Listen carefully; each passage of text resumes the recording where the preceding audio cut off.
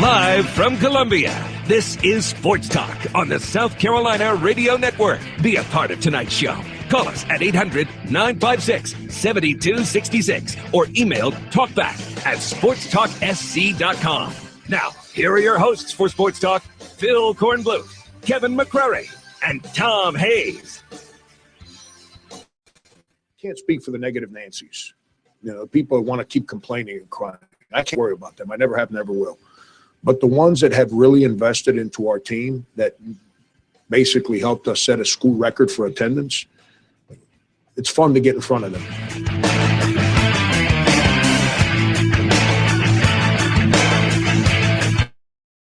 Well, I don't know any negative Nancys. I know some cranky Corns and some mouthy McCrarys and some professors who sometimes say negative things. Frank Martin there, looking ahead to tonight's USC NIT battle with Georgia Tech, the Bobby Crimmins Cup up for grabs tonight as the Gamecocks play host to the Yellow Jackets. His cup runneth over At the Colonial Life Arena.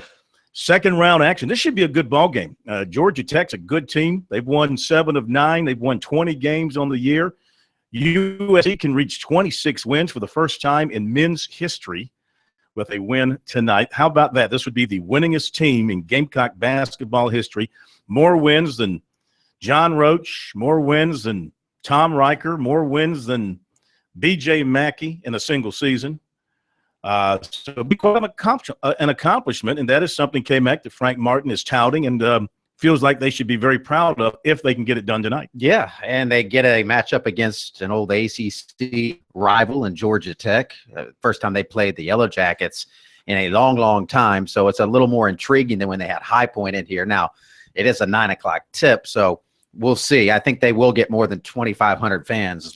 That's what they had last week, but Monday night, 9 o'clock tip. Maybe some people are on spring break. Some parents have kids out of school that will be able to go. But an intriguing matchup, and we've both seen Georgia Tech play in person, and they have some good players on that team, and South Carolina is still shorthanded. So this will not be easy for the Gamecocks by any stretch. No. Actually, just to correct you, they were not ACC rivals. Yeah, the Gamecocks were long Yeah, gone. they were long. But, I mean, yeah, they're playing an ACC team. I shouldn't say rivals. Right. I mean, the SEC-ACC rivalry, to clarify the statement. But Georgia Tech was supposed to play South Carolina this year. Mm-hmm.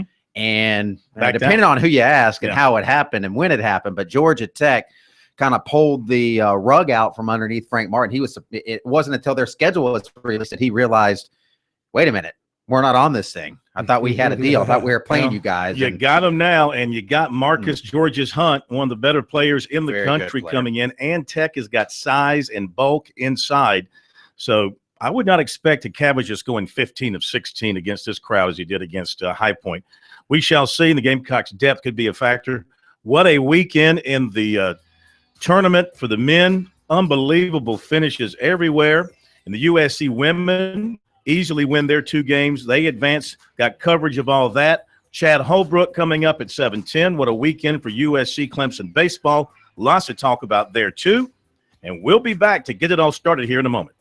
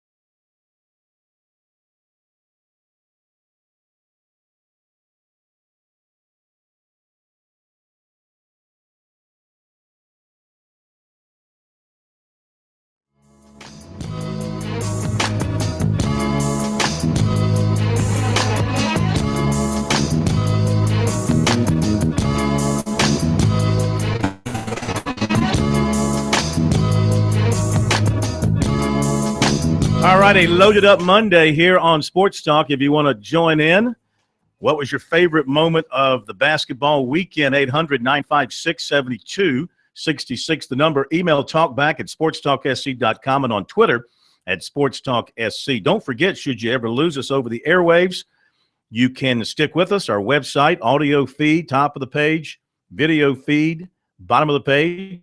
You can watch us do the program. If you missed the show, you can come back to the website. Show is archived via YouTube, going back weeks and months. If you want to go back and listen to a show, say from January, for whatever reason, knock yourself out. So no reason not to be able to stick with us here on Sports Talk. And, of course, we have stations streaming via iHeart Radio, iHeart Media, and also through the TuneIn app. You can find us there as well. So stick with us should you lose us over the airwaves and you want to stay with us. We welcome you that way. A lot of things to talk about. Chad Holbrook coming up in the second hour. What a finish for the Gamecocks yesterday. 3-run homer, John Jones in the bottom of the eighth. The Gamecocks rally from 6-1 down to beat Arkansas and sweep that series. What a finish at Clemson. Seth Beer, home run in the bottom of the 10th. Tigers had to rally to tie that one and then win it in the 10th. Sweep Boston College. So great weekends for those two teams. At the All-Star Games in Socastee on Saturday night, in case you're not aware, stand up proud. South Carolina beat North Carolina in both the girls and boys games. Very good games. The girls game, really exciting because it came down to the final second. South Carolina won by a free throw. South Carolina boys blew out the North Carolina boys. North Carolina boys had an unbelievable height advantage, 7'2", 6'11", 6'9", but South Carolina hit the three. That's what they were recruited for by their coaches, guys that could shoot the three, guys that would be quicker because they knew they would be outsized, and they knocked down threes at a pretty good rate and forced a lot of turnovers, and the boys won 114-91. They hit 16 three-pointers in the game. The boys' MVP was the smallest guy on the court, Frank Johnson from Darlington, who's going to, I believe he's going to the Citadel. He had 14 points and 4 rebounds and 4 assists. So a good performance by him. And let's see, the girls' MVP is from Sumter, and that is, I've got to look it up here.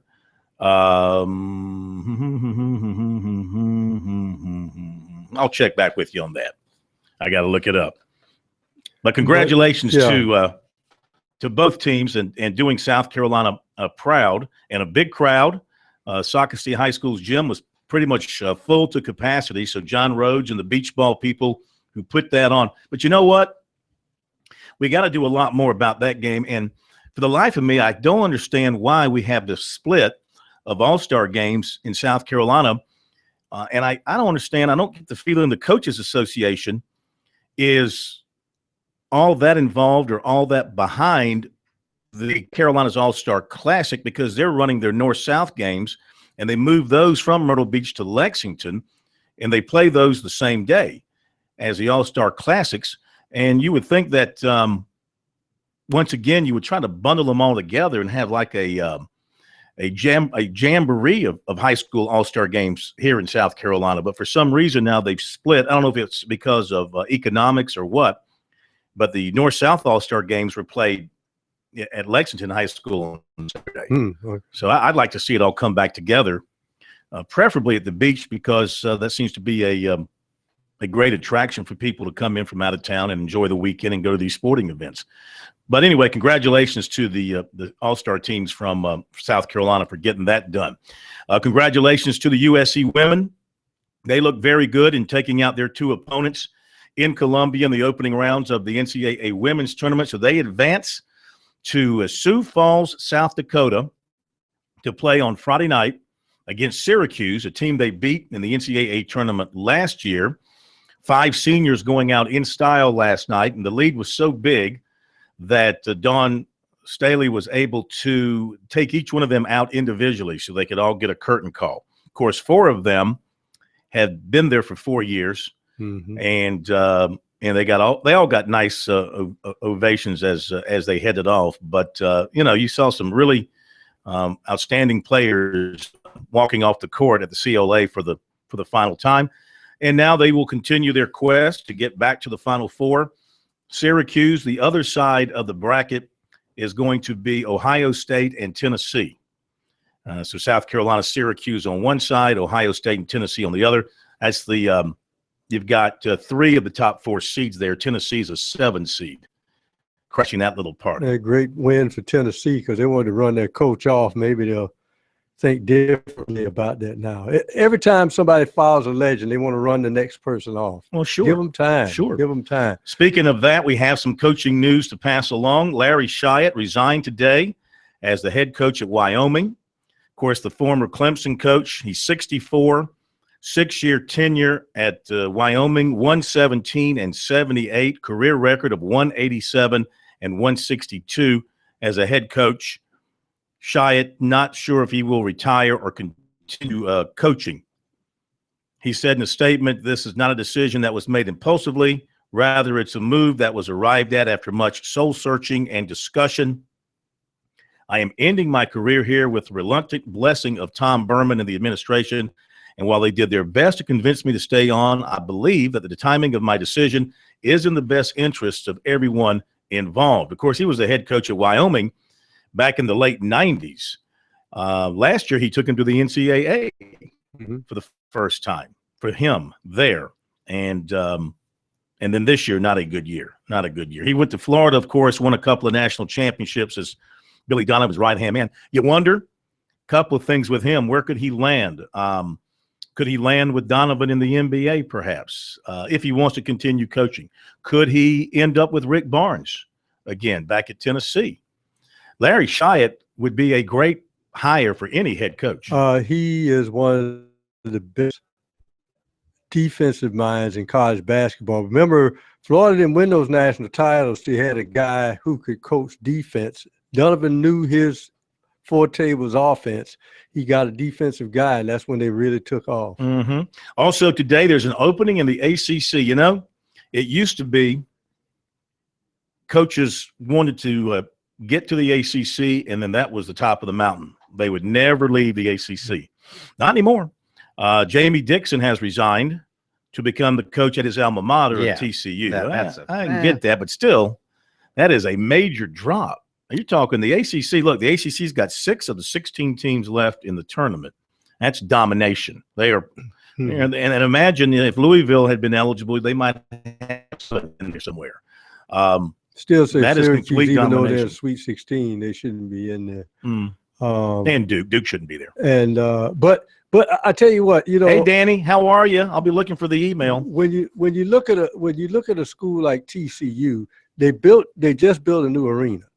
And whether people want to admit it or not, because of the tremendous pull of football, there is tremendous basketball talent in the state of Texas. Oh, yeah. And so if you can sell kids on playing time, a relatively small school, but you're in the Dallas-Fort Worth area, Jamie Dixon things at TCU. 11 NCAA appearances in 13 years at Pittsburgh, and he followed a legend at Pittsburgh and Ben Howland and kept it going in a big way.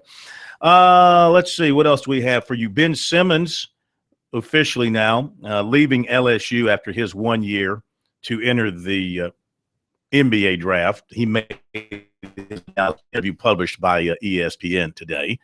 And of course, his 1 year at LSU was pretty much a disaster. I mean, with the talent that, was around him, you would have thought that he played they would have. Yeah, I mean, but let's face it. Did he make the players around him better? No, Hornsby was not healthy all year. That hurt him because the year before they should have made a run in the NCAA tournament, but missed their last 16 shots. Lost that game when they had the M&M boys and Hornsby. So Johnny Jones suddenly becomes a bad coach. All right, break coming up. USC has a quarterback go down with an injury. Tell you about it coming up.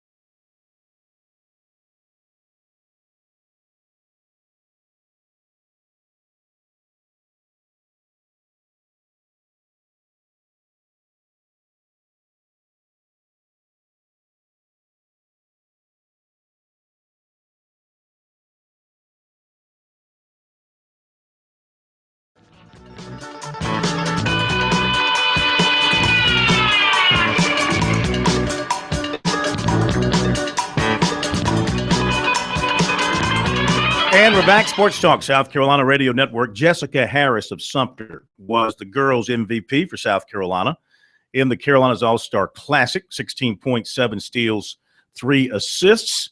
As I mentioned, Frankie Johnson of Darlington hit 4 3-pointers, had 14 points, 4 assists, take home MVP honors for the boys in the win for South Carolina. All right, want to make sure I got that out there. Baseball. As we mentioned, big weekend for U.S. Oh, let me go to this football story first. Lorenzo Nunez, according to Josh Kendall of the State, USC quarterback participant, suffered a knee injury in practice Saturday. According to 2 sources, could come out the rest of the spring, could eliminate him from the race for the starting quarterback job. Of course, you know he played quarterback in 8 games last year. Threw for 376 yards, 3 touchdowns, 3 picks, rushed for 375 yards. School officials did not respond to Josh's request for further information. Practice was closed to the media and public on Saturday. Players and coaches have not been available to the media since Thursday night. There's been speculation, of course, that Nunez might move to receiver at some point. And this might expedite that if the injury is not that severe to where it's going to keep him out all year. At the very least, he's going to miss the rest of spring practice, apparently. Last time I read, he had an ACL problem, but it wasn't one that requires surgery is the last thing I read. Okay. Clemson outfielder Seth Beer, ACC Co-Player of the Week. Second week in a row for him getting that honor. Tigers 5-0 last week. He was 10 of 17. That's 588, 4 doubles, 2 homers, 5 ribbies, scored 8, walked 4 times, hit by a pitch, has a 17-game hitting streak, had the home run yesterday to lift the Tigers to the win over Boston College. And our poll question this week is, how many home runs will Seth Beer hit this season? 10 to 15, 15 to 20, more than 20. So far, 52% say he'll hit more than 20 home runs. That's a load in college.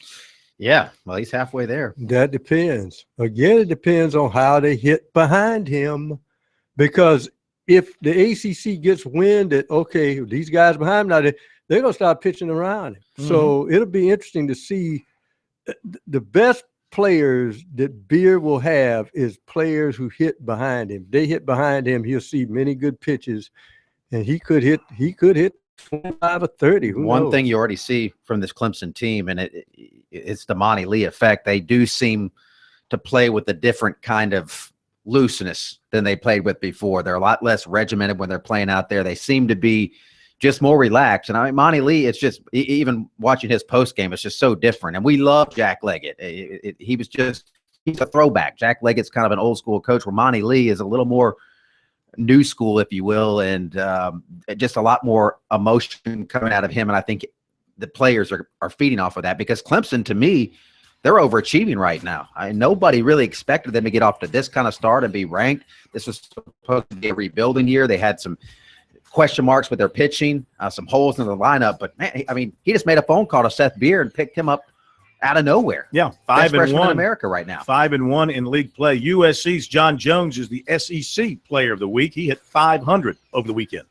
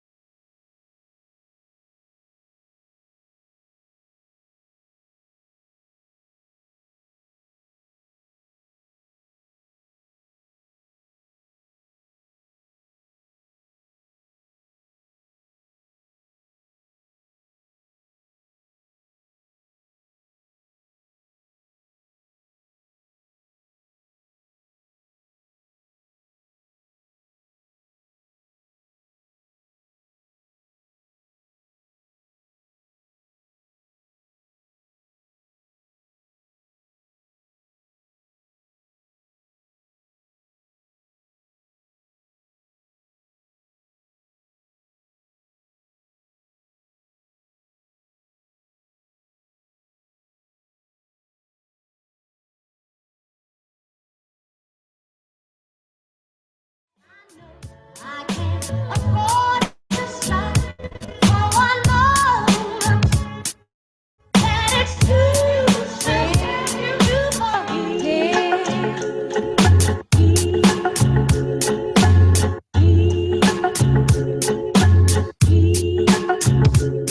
are back, Sports Talk, South Carolina Radio Network, here on a Monday night from our studios in downtown Columbia, Main Street. Sports Talk is the sports talk show of Main Street, South Carolina. We invite your phone calls here, 800-956-7266. Email talkback at sportstalksc.com. And email, did I say that already? Oh, Twitter at sportstalksc. That's what happens when you're talking and reading at the same time. You usually forget what you are saying. 800-956-7266 is the number. Let's see. We also want to mention to you here before we wrap up the news notes. Coastal Carolina. They're still playing. We have 3 teams in our state still playing basketball. USC women, USC men, Coastal Carolina men. I went to the Coastal Carolina CIT game on Saturday, and that was kind of neat. New Hampshire was the opponent. Coastal won, pulled away in the second half. The guard, Shaw, who started at South Carolina, ended up transferring to Coastal, can still stop and pop. With Jalen Shaw. Can still stop and pop and get you, shoot you in or shoot you out of a game. In this case, he shot Coastal in and ahead because he hit some big threes. So they'll host the quarterfinal game on Wednesday night, 7 o'clock, against Grand Canyon. Grand Canyon. Wow. Dan Marley coaches Grand Canyon. You're correct. Thunder Now, Dan Marley. What is their, their nickname?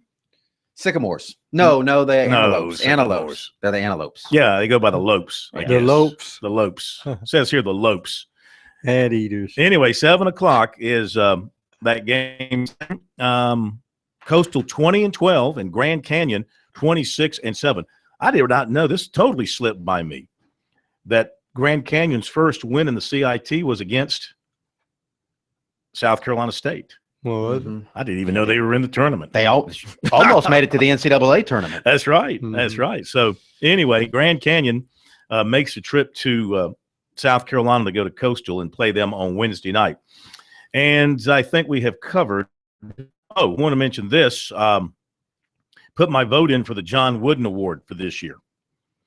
And I voted for, my number one vote was for Bryce Johnson. Homer. Well, yeah, Edisto kid. But, hey, 21 double-doubles for a team that is the number one team in the country or has been number one much of the year.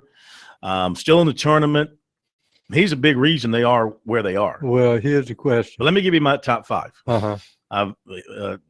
Bryce Johnson, number 1. Buddy Hield, number 2. Mm-hmm. You could vote at him number 1. Easy. Tyler Eulis, 3. Mm-hmm. Malcolm Brogdon, 4. And Grayson Allen, 5. Grayson Allen. Yeah. I listen, I'm The partial Top to the 5 trip artist. The trip Well, artist. yeah, that was sort of in my mind. That's kind of why I dropped him a little bit. But then, Denzel Martin, Josh Hart, Perry Ellis, Melo Trimble, and Yogi Ferrell were the rest of the Well, my 10. the key thing about it, with Bryce Johnson on that team, that's gravy. You take Tyler Eulis off Kentucky or Buddy Hield off Oklahoma, neither one of those teams are what they are. Mm-hmm.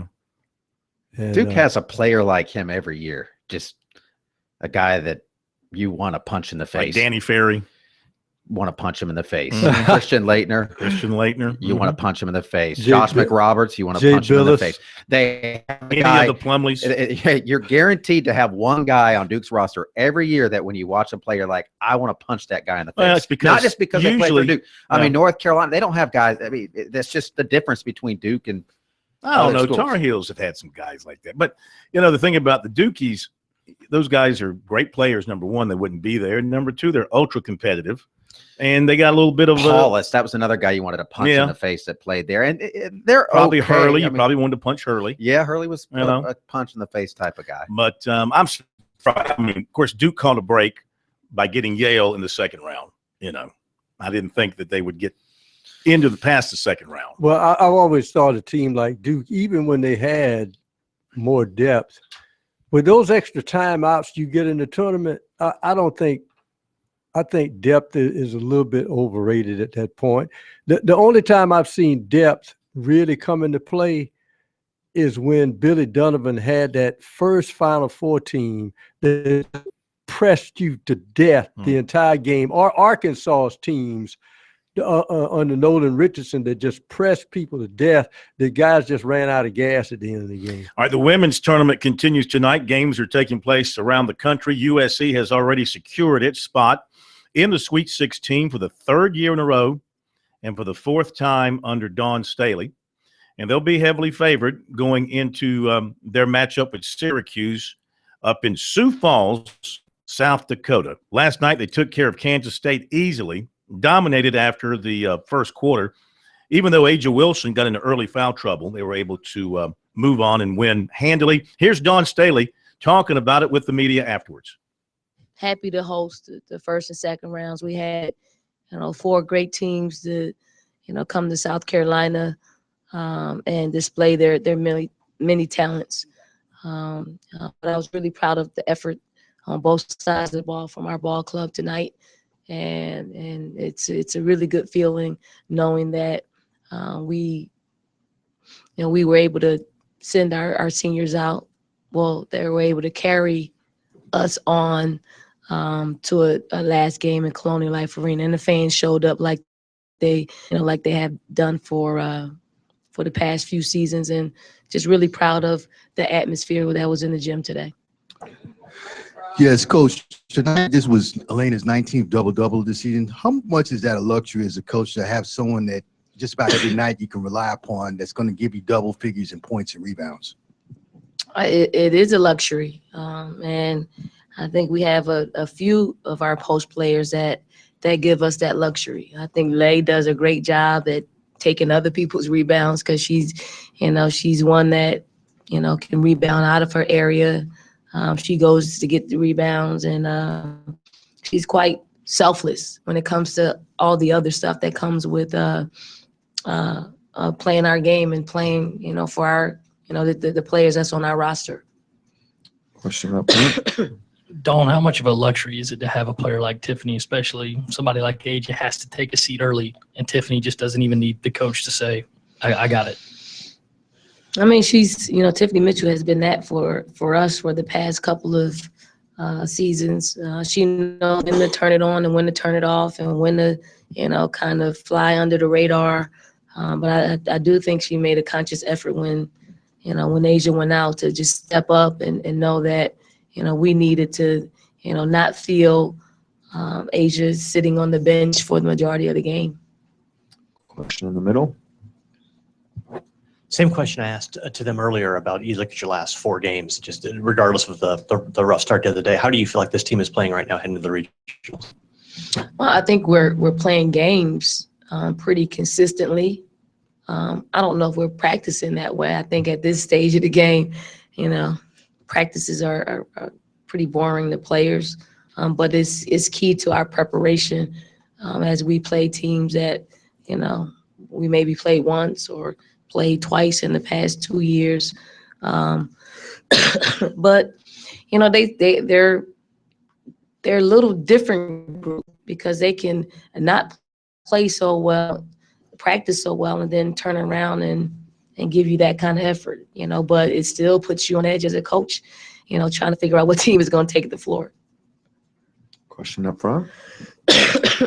Yes, Coach, could you kind of describe the satisfaction that the game played out in a manner in the final home game for that senior crew that's been so important, that it played out in a way that allowed you to kind of give them each their individual curtain call? Because we're playing our best basketball, we afforded ourselves to be able to salute and honor our seniors in that manner. They, have been the cornerstone of our program for the past 4 years. It was only right to have, 10,000 people who have watched them grow and mature, send them off in the kind of ovation like they did. Okay, there you go. Dawn Staley. Man, what a job she has done. $1 million a year coach, 5 years to go on her contract, drawing 10,000 to the game last night, and, of course, filling the place up during the regular season. You couldn't ask for much more. We'll be right back.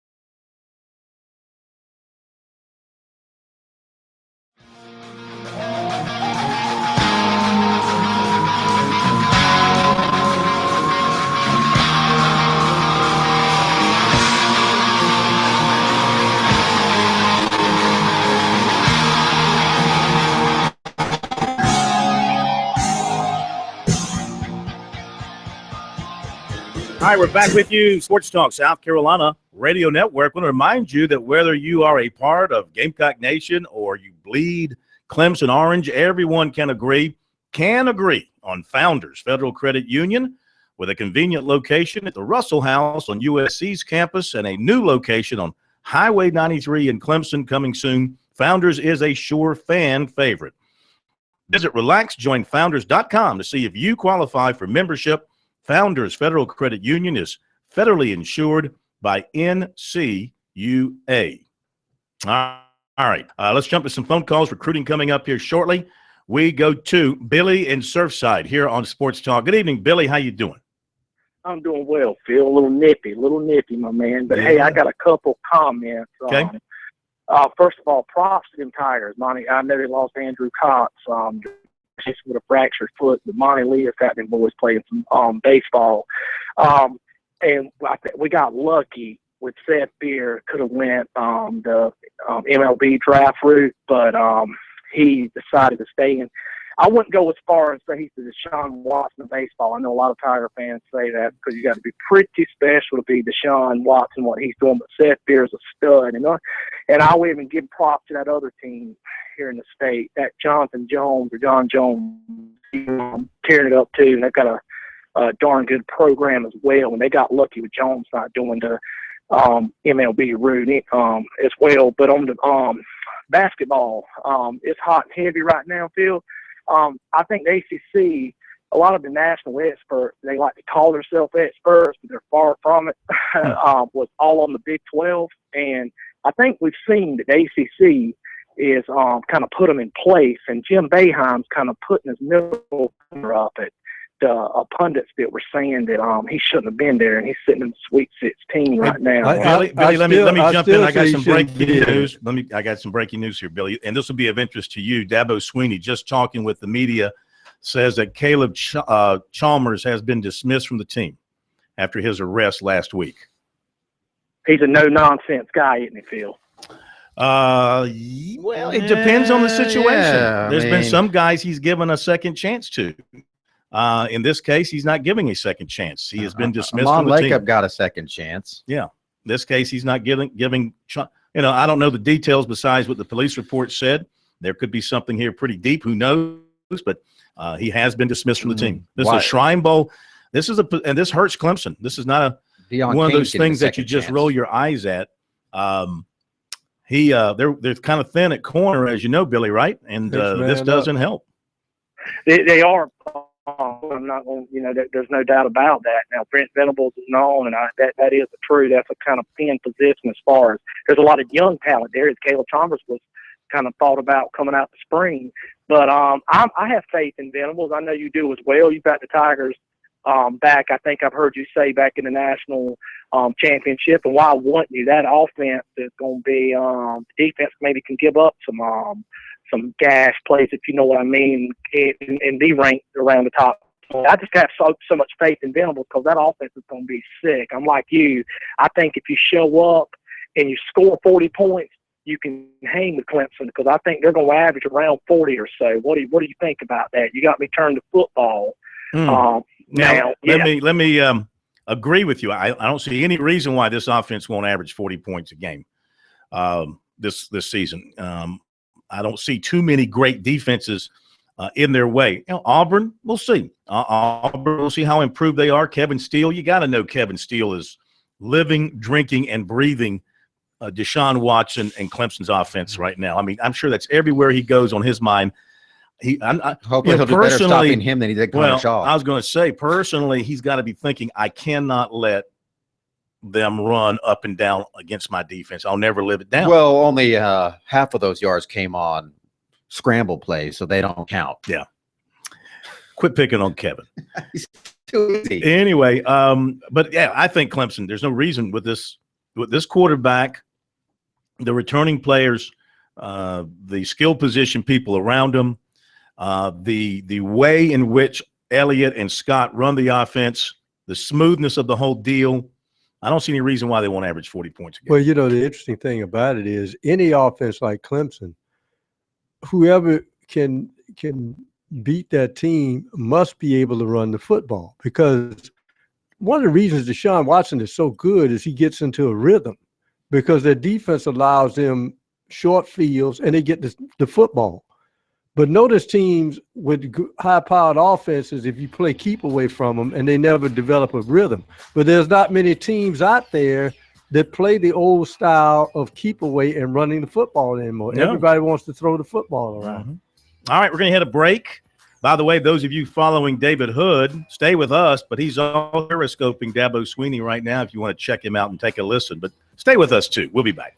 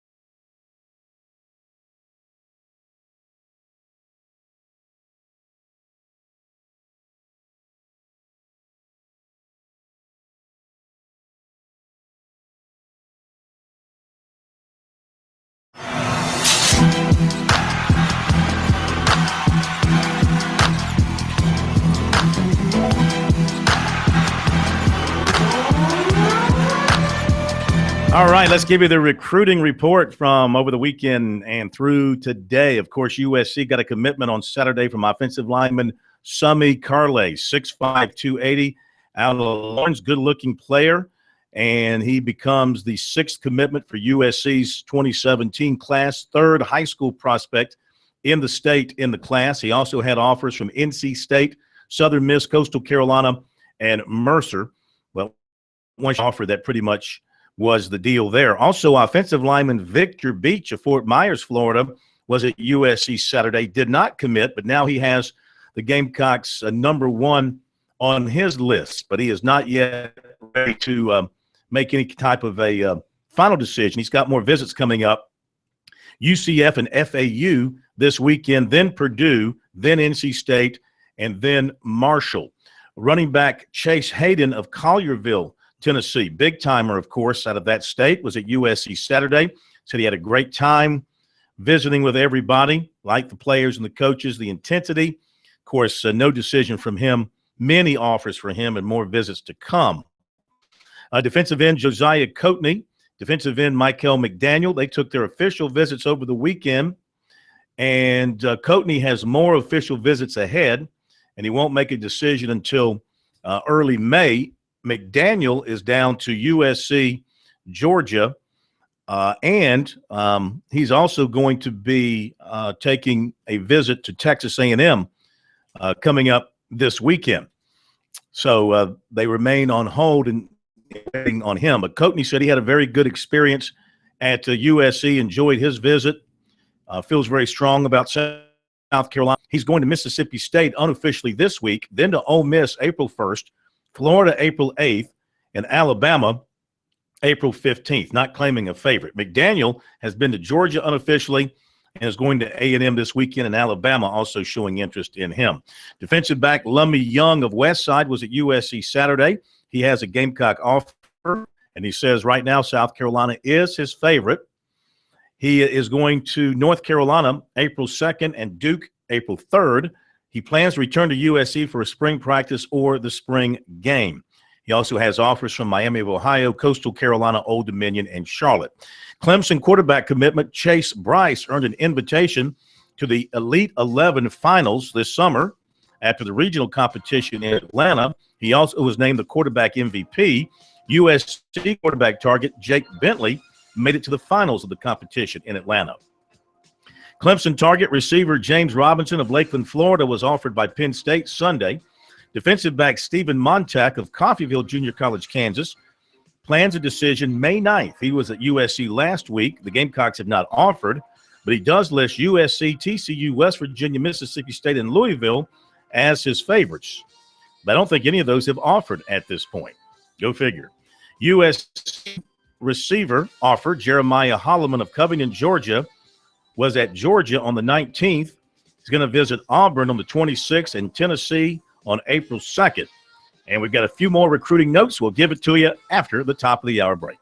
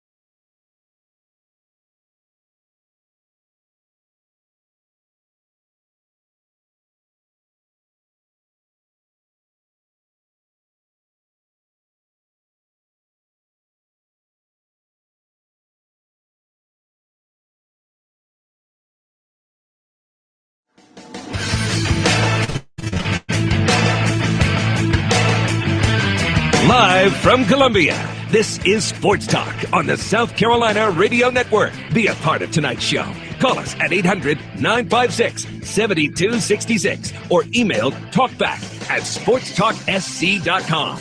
Now, here are your hosts for Sports Talk, Phil Kornbluth, Kevin McCrary, and Tom Hayes.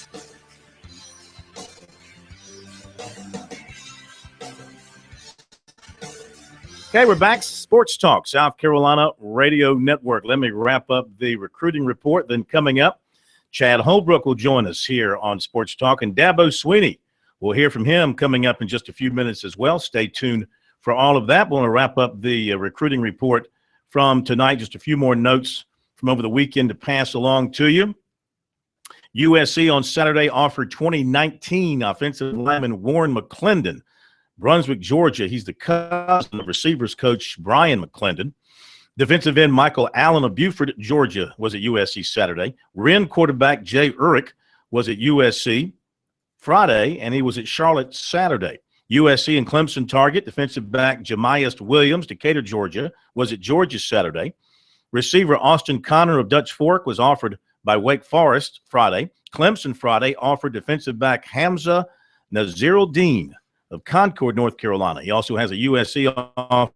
Receiver Nico Collins of Pinson, Alabama, has Clemson among his favorites, along with Michigan, Georgia, Alabama, Florida State, and Ole Miss, according to the Clemson Insider. All right, there you go with recruiting. And you can always find recruiting information on our website, sportstalksc.com. On Twitter, use the hashtag STRecruiting. For you old-timers, that is the # hashtag recruiting. And you find the # that's up above 3 number on your the tic-tac-toe sign. That too, the tic-tac-toe sign. That would also work. Hey, I like that. Tic-tac-toe ST recruiting. Too much to say, though. Too wordy. Yeah. Jump back to the phones before we get to Chad Holbrook and Jesse in Coward. How are you, sir? Good to have you with us on Sports Talk. Great. How you feel? Good. I got a statement and a comment. I want a question and a comment. I want to know, what do you do when you graduate from college and got a year of eligibility left? What's the rule on that? When you graduate from college and have a year, when you're one of those, okay, I got you. You can transfer if a school does not offer what you want to take in a graduate course. You can transfer to a school that does offer that without penalty. And you still have to be approved, though. Yeah, there still has to be a release and all that. Because if you're Georgia, you wouldn't be able to go to Miami because Kirby Smart's going to be a jerk right from the jump, changing Georgia's own policy. The comment is, 2 weeks ago, I believe, your partner who went to the ACC tournament, you told on the air that he didn't need but one change in the clothes. How many changes in the clothes did you carry when you went to Nashville? I took 3, but only needed 1, so that's good too. I didn't have a large laundry bill either, so I planned for more and used less. And you know what? My people here who watched the Dollars, they were very appreciative of that fact. It was a very cheap trip for both of us into our respective tournaments. Thank you, sir. We appreciate your phone call.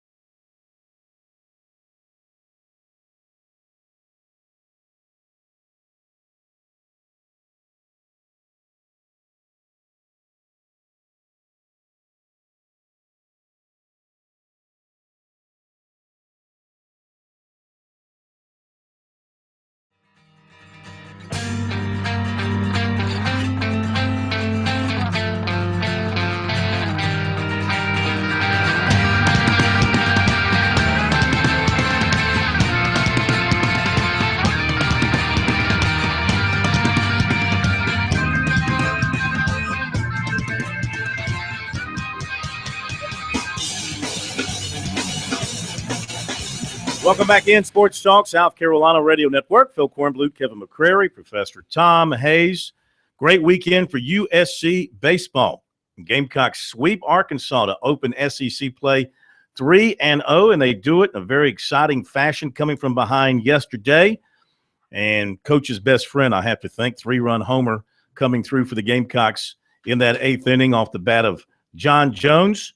And Coach Chad Holbrook joining us here on Sports. Thank you for coming on board. And, well, what a weekend for you. Of course, you started last year 3-0 in the league, and it's always great to get off to that good start in SEC play. Yeah, it is, and it was really good to beat a really good Arkansas team, a solid Arkansas team that poses a lot of different challenges for us. And I think that we played well. We for the most part, we pitched very, very well. We played defense. We got some timely hitting, and all in all, it was a great weekend for us, and it was certainly exciting to win the way we did yesterday. Now, you have to remember, too, as part of that comeback, you're down 6-1, and for all intents and purposes, it looks like it's a lost cause. But you chip away, you get it close, get it within reach, and then you get a great defensive play as well that really helped you to pull this thing out of the fire. Yeah, Gene made a good throw there, throwing the runner out at home, and that kept us. That actually, gave us some momentum there and kind of put a lot of energy in our dugout. And then, we were able to get a couple big swings of the bat to, get it 6-3, 6-4. Dom's triple, there that cleared the bases. When we got it to 6-4, you could see our players really believed that we were going to win the game. And, we got some great relief pitching from Reed Scott and Josh Reagan. Reed did a great job of not allowing them to tack onto their lead. And it kind of set the stage for Johnny Jones's heroics. Yeah. What'd you think of the pitch that he got and the way he handled it in that 2-2 situation? Well, first of all, one of the neat things about the comeback was we did it against maybe the elite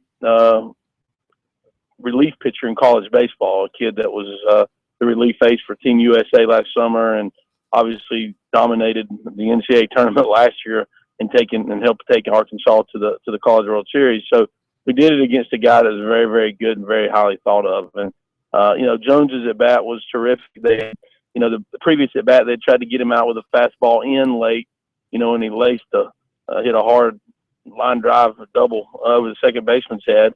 So they tried to stay soft with him on that at bat, and he'd seen a few changeups in the at bat early in the count, and he was ready for it and got another one, and able to put a good swing on it and hit it out of the park.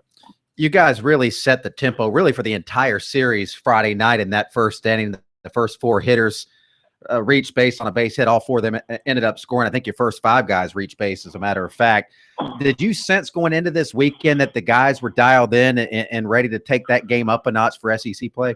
Well, they did. They were excited about playing. Sometimes you can be excited about playing baseball, and it worked the other way. I knew they were excited, and sometimes in this game you can try too hard, and it'll go the other way on you. But we were energetic and juiced to play, and we got some pitches to hit early in the game on Friday night. And you're right, I was sitting there in about the 3rd inning, hopeful that those first 2 innings there set the tone for the whole weekend, and it ended up being the case. We had some anxious moments on Friday night and had to hold on for dear life because Arkansas just wouldn't ever go away in those. But obviously Schmidt kept us in the game, and threw outstanding, and we were able to get some big outs late. But yeah, you're right. We set the tone early in the series. Our guys swung the bat extremely well, and we kind of carried that momentum throughout the entire weekend. Talking with USC baseball coach Chad Holbrook. Now, I know it's a long way to go. You're going to see a lot of great pitching. But last year, your team hit 257 for the season. This team right now is hitting 325. Now, is it just simply a matter of better hitters up and down your lineup, better coaching? What would you point to as why the hitting has been so good so far? Well, no, I mean, you have to give all our credit to our players. They're swinging the bats extremely well. They've worked extremely hard. I think they've dialed into the approach of using the other side of the field and being tough outs and battling with 2 strikes and competing a little bit harder and all those things that we talk about on a daily basis. They've kind of bought in and really being aggressive early in the count as well when they get a fastball yet. We encourage them not to take it. We're letting them swing in some 3-0 counts and some 3-1 counts, and because sometimes that's the best pitch you'll see in an at bat. And when they're getting good pitches, they're not missing them right now. And hopefully that'll continue throughout the season. But we got a lot of big hurdles in front of us and a lot of great pitchers to face. But it certainly feels good to be in the position that we're in. And obviously the numbers are much improved from a year ago. Well, obviously you're standing mano a mano, pitcher against batter, but how much do you discuss with your hitters about next man up, protect the guy by having a good quality at bat so the guy in front of you and behind you see better pitches? Well, we talked to them about that. We kind of just say, hey, let's keep the line moving, and get the next guy up. And and we got some pretty good. I wouldn't call them role players. They're not role players, but we got some good situational hitters at the top of our lineup and at the bottom. Guys that can bunt, guys that can hit behind runners, guys that are on base percentage guys. And I think what's getting lost in the shuffle is some of those guys are working really, really hard to get on base. Gene Cone and LT Tolbert, and Marcus Mooney and DC Arenas down at the bottom, and Jonah Bright even, their on base percentages are very high. And them getting on base is kind of setting the table for, Johnny Jones and Destino and Dom Thompson-Williams to drive some guys in. And it's been a team effort, thus far. I know Jones is getting the accolades with how well he's performing, but we got some guys getting on base in front of them. And I think Destino does, like you just said, provides a great deal of protection for Jones, because they certainly don't want to walk Jones every time with Destino behind them and Dom behind them, because we got two good hitters behind Jones, and they can't just pitch around him every time. All right, so you're going to Ole Miss for the Thursday, Friday, Saturday thing, and they're 2-1 after opening up SEC play, 19-2 overall. Obviously, a tremendous team. And what's the short story on them? Well, they're obviously a unanimous top 10 team in the country right now, and playing at a high level, and they've beaten some really good teams. And we're obviously going to have our hands full. They're great at home. They got a power pitching staff. They got a great closer at the end of the game, and a short kid, Wyatt Short. And they just got some guys up and down the lineup that have experience, that played in the College World Series 2 years ago. They got a great shortstop, defensively up the middle.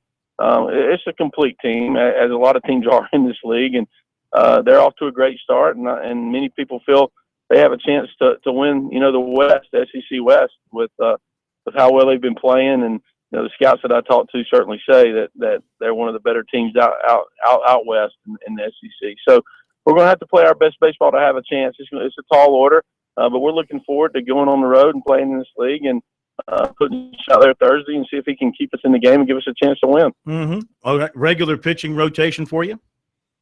Yeah, I'm sure it'll be the regular rotation. We've tinkered with, keeping Clark on Friday, but right now I think that's pretty much it's not etched in stone, but I'm almost certain that we'll stay the same way we've been with Schmidt on Thursday and Webb Friday and Hill on Saturday. Okay.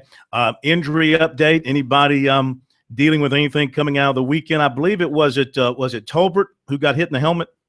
Yeah, he got hit a pretty good lick there, and he's bleeding profusely out of his ear, and not out of his ear, on top of his ear, and he wouldn't come out of that game, and he stayed in that game, and that kind of gave us some good momentum on Saturday, before Jones hit another home run. So it was we showed some toughness and some grit, and LT's fine and healthy and ready to go this week. And Madison Stokes is a kid that's been out, for the last 6 weeks with a broken foot, and he's close to being cleared by the doctor to return. So Madison will certainly bring a lot to our team as well when we get him healthy. But he won't be ready this weekend. No, he probably won't be ready this weekend, but maybe in the next 7 to 10 days. All right, sir. Coach, thank you as always. Congratulations on the great start, and good luck to you this weekend. Thanks, Phil. Thank you very much. You got it, sir. Thank you. Chad Holbrook, USC baseball coach. Feeling pretty good about things now. That Clemson series seems like it was a year ago to him now. Put that in the rearview mirror. But they got to go out and prove it again this weekend against a very good Ole Miss team. We'll be right back.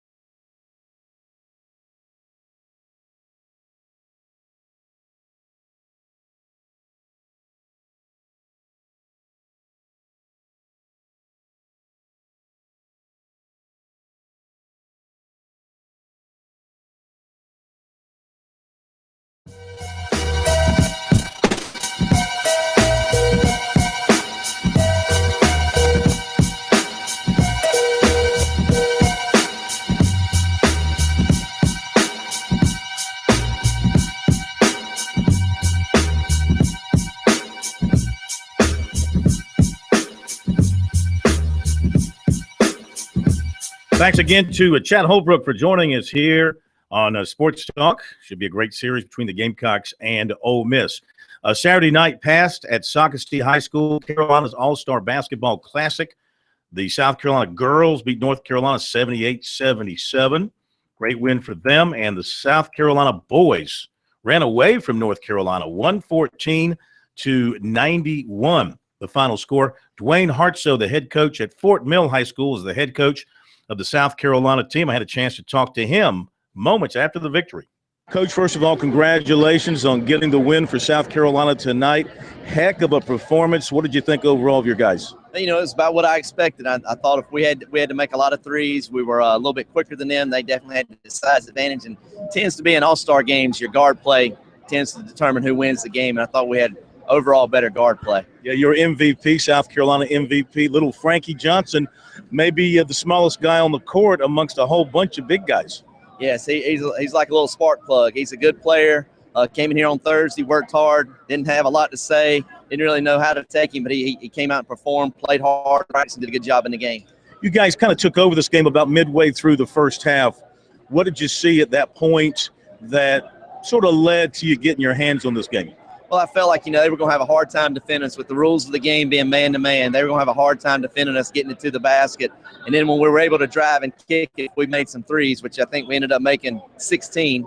So we made 16 threes. That opened it up for us. When you put this team together, knowing that you'd be going up against some big size from North Carolina, was that what you had in mind, some guys that could knock down the threes and get up and down the court and maybe tire them out a little bit? We did, and we tried to get what we thought was the best 10 players in our state, and the guard play in our state was extremely strong this year. We tried to take more of that type of player, and it turned out to be beneficial to us in the game. One thing I like too, all-star games in a short amount of time, it's hard to get that team unity to come together. Looks like you had that. Also, looks like the guys were thinking, play a little defense, get after the loose ball. Yeah, they did. They got after the ball on defense. The team unity was something that I realized the first practice was really quiet. On the way back to the hotel, they were a little gibbering, jabbering, talking to each other. By the second practice, there was a lot of communication in practice, and I knew that we had some good chemistry there. This game got a little chippy between the two teams, didn't it? It did, and like I said, I think I told you last time when I talked to you, a lot of these guys know each other through AAU and have competed against each other on the AAU circuit, so there was a little chippiness there, but I think it was all in good fun. All right, so as a basketball coach in South Carolina, what does it mean to beat the guys from North Carolina with basketball, of course, more heralded in North Carolina than it is in our state? It was awesome. Our kids wanted to break it down. When you break down in the huddle, they wanted to break it down to the new hoop state. And I think that was in reference to, everybody looks at North Carolina as being the basketball state and us not necessarily being that good in basketball. So our kids were excited about that and having the opportunity to prove themselves on the floor tonight. Well, congratulations to all of you. Great job. Thank you. Thank you. All right, Dwayne Hartsoe, and again, congratulations to the boys and girls of South Carolina. Always love it when we take down those losers from the Tar Heel State. Dominate them in football when we can, and in basketball occasionally it's always nice. Dabo Swinney is coming up after the break.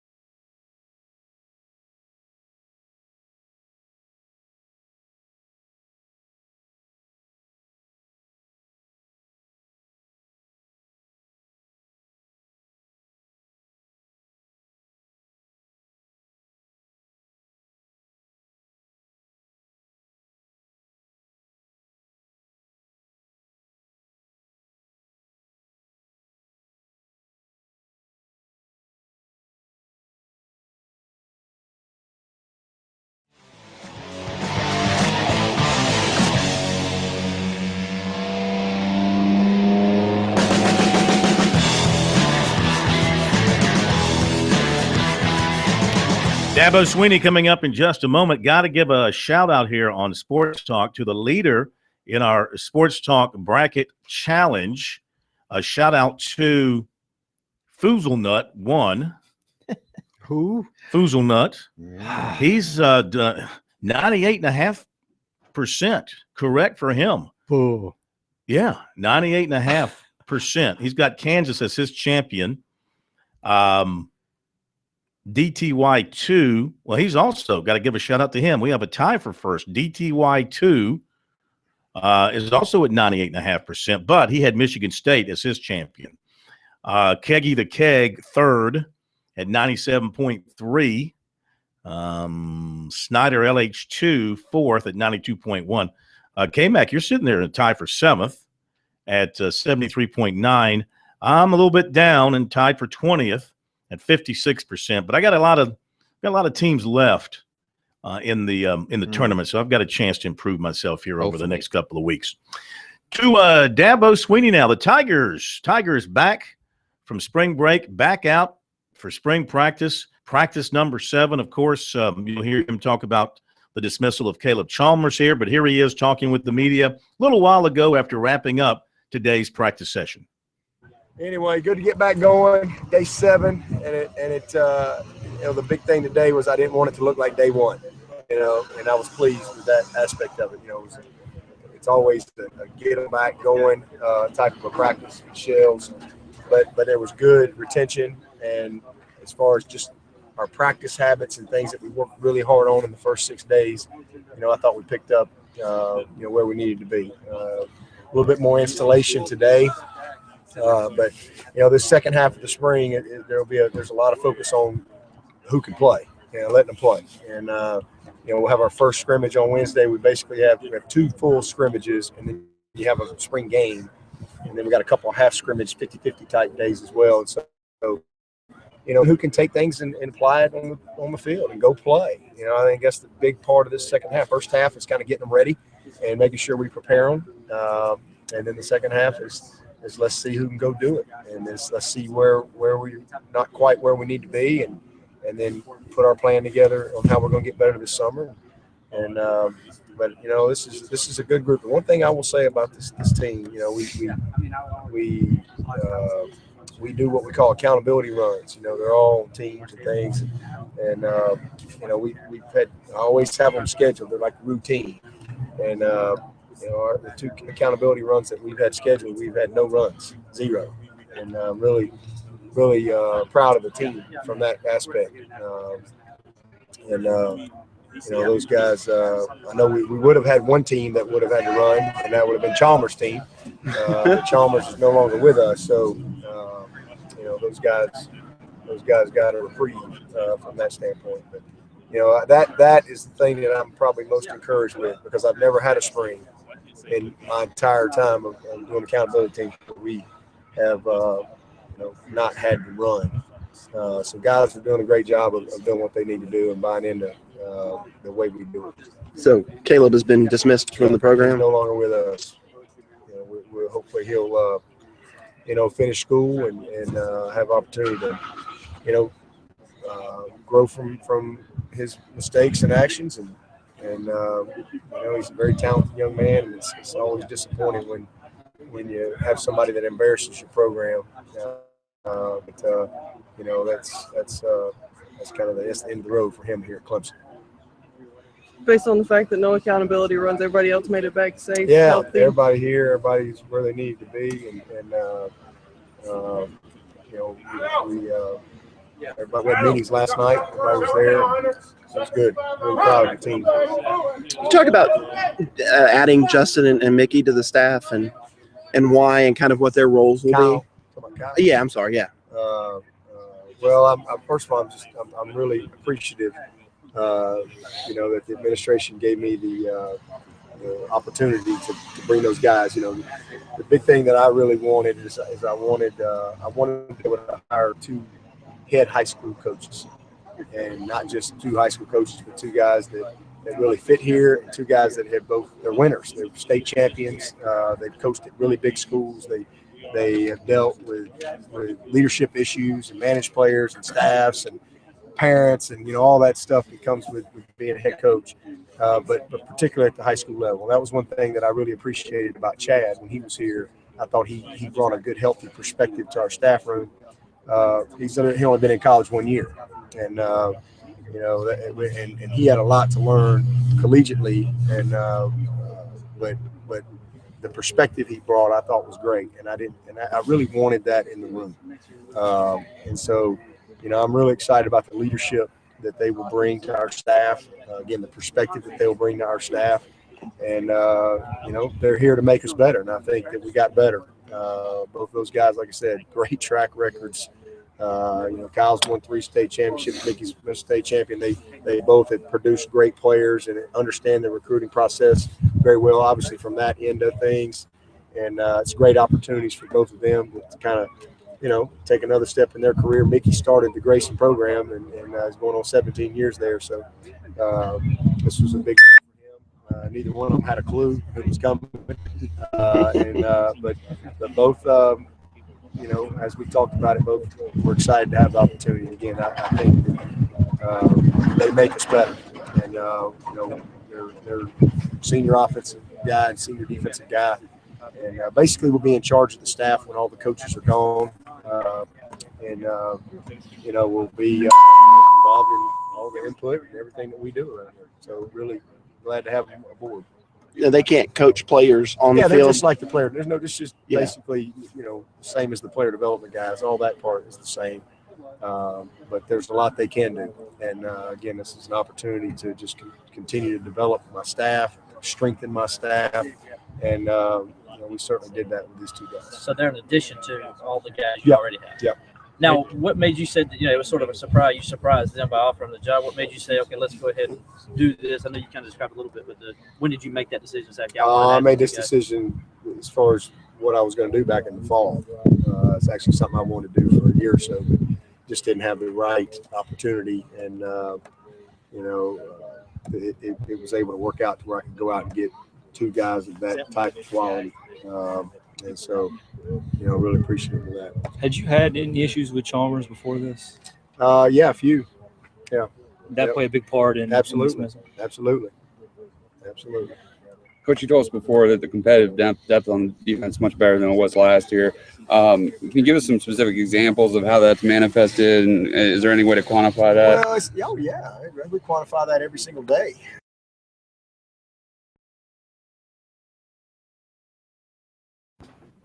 Okay. That's just come to a cold, hard stop there. That's the bulk of Dabo, at least for now. We'll have more from him up on our website, sportstalksc.com, in just a little bit. While we have the chance here, I wanted to pass along some notes from USC football, courtesy of John Whittle. John Whittle, who has inside knowledge. He has more on Lorenzo Nunez. He said he suffered the injury in practice, but not as a result of contact. Knee gave way, making it cut. Had an MRI. And as he understands it, he says ACL is fine. That kind of surgery is not needed. He said that he's been told he's probably going to miss spring practice. Hyperextension of the knee, sprained ligament. No one has completely ruled out his return, according to Whittle. And Whittle also said, talking to a couple of sources, told him that Nunez was the best quarterback on the field during Friday's practice. Say something, K-Mac. That's only 4 practices and 1 short scrimmage. Right. I mean, maybe in flashes. That leave you speechless? Yeah, he just looked like he had a long way to go in the action that we saw him last year, especially with his passing. We should have known that going in. They put him in a nose-win situation at Missouri. He shouldn't have been playing that. But when you have a guy that can run like that makes linebackers come up, he can tear you apart in the intermediate range. Mm-hmm. If he learns how to toss that little pass over, the defenders are not to him. Yeah.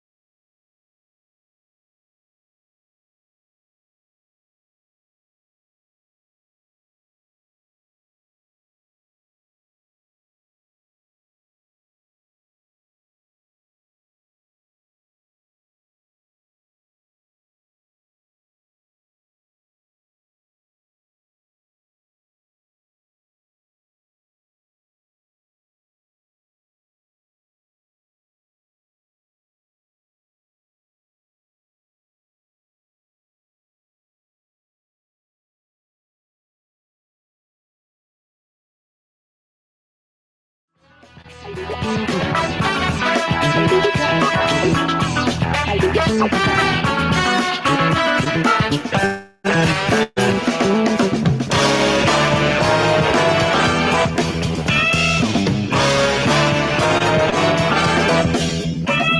we're back. Sports Talk, South Carolina Radio Network. I'm reminded by one of our very smart listeners, smarter than we are, K-Mac. Well, that's not really setting the bar too high. No, it's not. Let's be real. There is another team. I said there were 3 teams left, USC women, USC men, Coastal men. We have a 4th team still playing basketball. Francis Marion women in the Division II Elite 8. So congratulations to them. Appreciate the heads up on that. Was not aware that they were still out there playing. You know, here on Sports Talk, we like to take, but occasionally we like to give back to the state of South Carolina by bringing to you some important news, something that you need to know about happening in the state of South Carolina. With that in mind, we welcome into a Sports Talk from Palmetto Pride, Jennifer Fisher. Jennifer, how are you? How are you guys? Hey, we're doing great. Good to have you with us. And Thanks. Got a big day coming up here soon in South Carolina to clean up the Palmetto Trail. The Great Trail Cleanup of South Carolina is upon us. Tell us more about it. Well, we have actually, Palmetto Pride has teamed up with the Palmetto Conservation Foundation.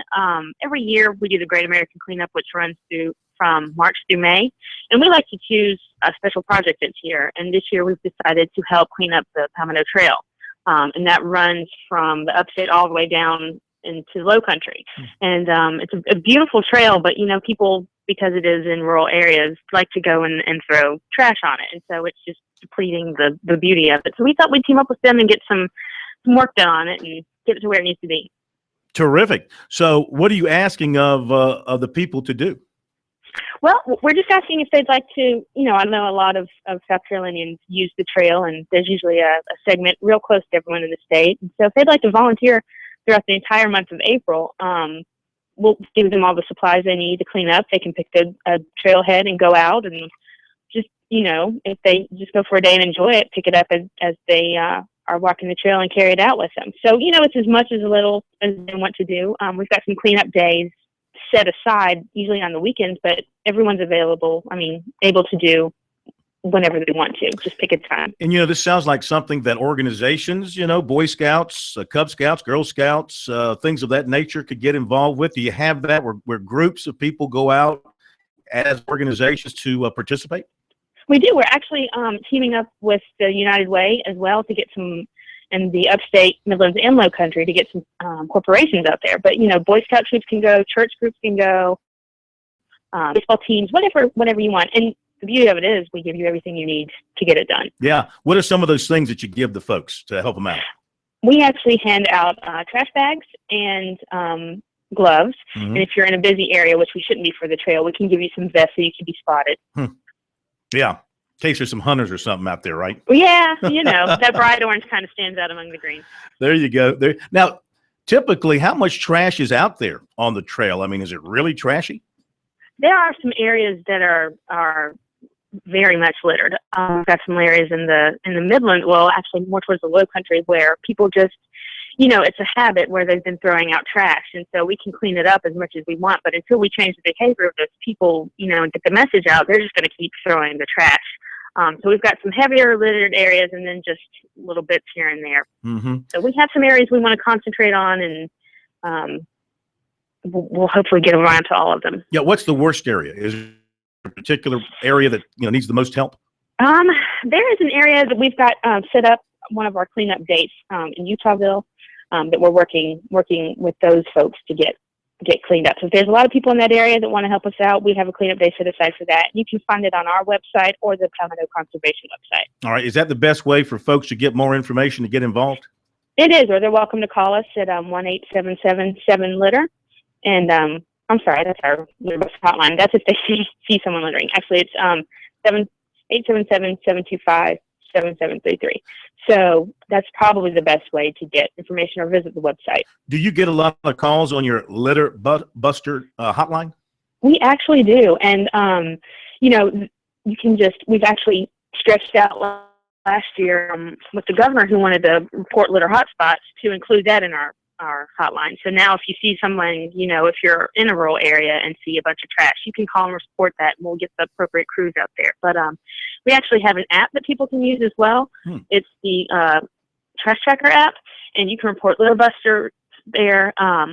You can do the litter hotspots. You can request volunteers. If you have a cleanup, you can put your cleanup on there, and we'll help you, get the word out there. So it's really effective, and you can find that for the on the Apple Store and Google Play.